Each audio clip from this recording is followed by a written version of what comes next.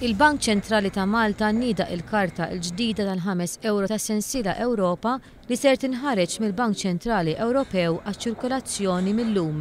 Charles Saliba, uffiċjal tal-Bank Ċentrali, kellimna fuq din il-karta tal-€5 l-ġdida.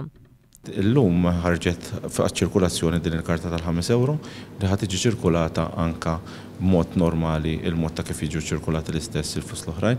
Il-karta bażikament għandha ċertu karatteristiċi ta' sigurtà li huma ħanajtek meljorati fuq il-karta l-oħra li kellna, però kemm din il-karta kif ukoll il-karta l-oħra tal-€5 li qed nużaw bħalissa it-tnejn li huma ħajibqgħu fiċ-ċirkulazzjoni flimkien, jiġifieri ħajkonna żewġ karti tal-€5 fiċ-ċirkulazzjoni flimkien. Sa dan it-tant għal din l-okkażjoni qed tiġi mtella wirija fil-polverista li tinsab fil-bini tal-bank ġewwa St. James Counterguard il-Belt Valletta. Il-wirja ħattum miftuħa millum sa 15 Mejju, però mbagħad ma taqafx hemmhekk.